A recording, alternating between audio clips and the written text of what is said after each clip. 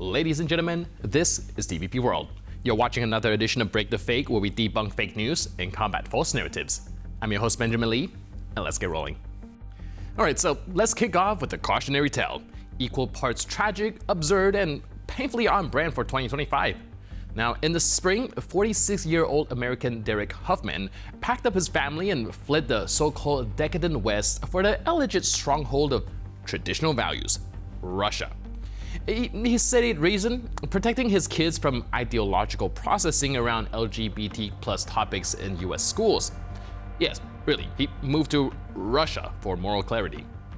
Which is ironic considering Russia's version of family values includes one of the highest divorce rates in the world, rampant domestic violence that was decriminalized in 2017, and a culture where 50 to 70% of women report abuse.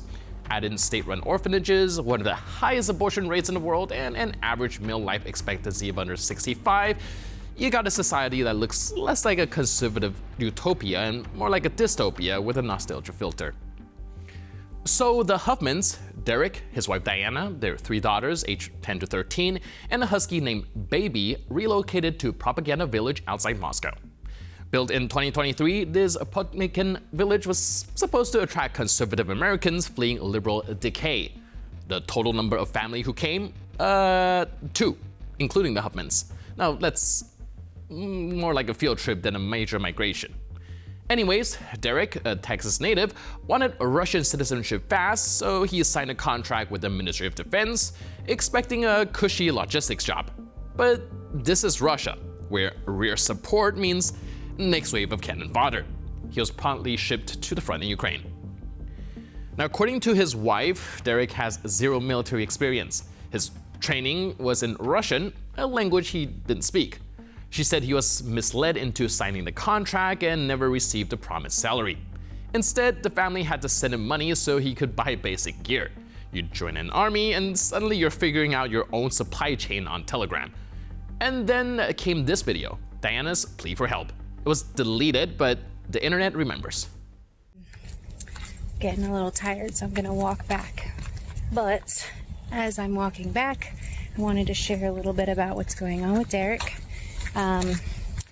When he signed up and had all of that done, he was told he would not be training for 2 weeks and going straight to the front lines, but it seems as though he's getting 1 more week of training and closer to the front lines, and then they are going to put him on the front lines. So we are all praying really hard that he could actually be utilized for his skills and not just be put as a fighter.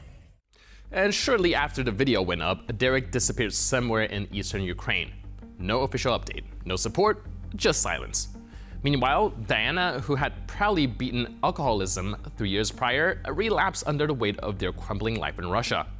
And really, who could blame her? The country's suicide rate is nearly double the global average, and its mental health services are basically a shrug in bureaucratic form. So here's the moral. If you're fleeing LGBTQ plus education because you think it's the end of civilization, maybe don't run straight into the arms of a regime that's more interested in using you as cannon fodder than giving your kids a future. Because in Russia, they won't just indoctrinate your children, they'll bury them too. The long-awaited coming out of one of Russia's most decorated patriotic writers happened in Moscow. Alexander Parkhanov finally said the quiet part out loud. He doesn't love Russia for its soul, its culture, or its people. He loves it for the budget. А зачем быть государственником? Ну, чтобы деньгу заработать, конечно. Вкалываешься государственником, и тебе идет казна, потоки, осваиваешь потоки, государственный бюджет.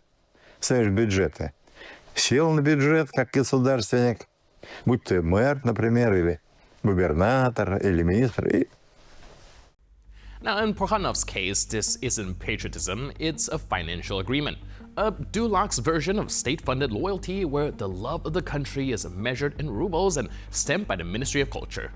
This is what Russian propaganda runs on, a never-ending invoice disguised as national pride. The louder you yell "Rodinia" on camera, the fatter your paycheck.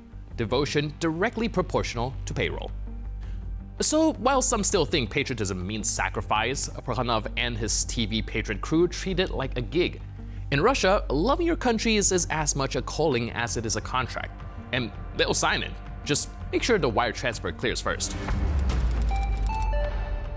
Now, there's been a bit of a meltdown on Russia's cultural frontlines. A concert by maestro Valery Gergiev, a world-renowned conductor and full-time Kremlin hype man, was cancelled in European city. Why? Because local residents did something radical. They read the news. Turns out Gergiev doesn't just conduct orchestras, he also conducts Kremlin propaganda in 4/4 time. Naturally, Moscow lost it. This is outrageous, fumed Russian officials, clutching their pearls and, well, whatever remains of diplomatic dignity. After all, the Kremlin's favorite line is music above politics. A nice idea until your conductor is basically performing encores for the Ministry of Defense. The hypocrisy plays louder than the violins. Ну и Королевский дворец Казерти таки отменил симфонический концерт под управлением российского дирижера маэстро Валерия Гергиева. Итальянское издание «Аста» заявляет, что решение принято из-за позиции дирижера. Гергиев – патриот России, ну и организаторы в этой связи испугались возможных провокаций со стороны, разумеется, украинцев. Ильфата Куата Диана пишет, что сторонники киевского режима выкупили билеты на первые ряды, чтобы выразить свое несогласие. Ну, то есть собирались сорвать концерт. Украинцы также создали онлайн-петицию с требованием отменить кровавый концерт и покарать дирижера. Как заявил посол России в Риме Алексей Парамонов, мэр одного из итальянских городов даже предложил предоставить альтернативную площадку, лишь бы только не отменяли концерт. So, who is this Valery Gergiev? Aside from being a globally known maestro, he's also Putin's cultural wingman.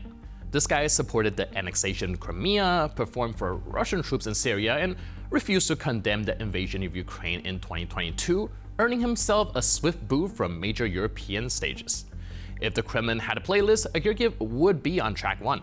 Награждены орденом за заслуги перед Отечеством второй степени Гергиев Валерий Абисалович, народный артист Российской Федерации, художественный руководитель, директор Государственного академического Мариинского театра, генеральный директор Государственного академического Большого театра России.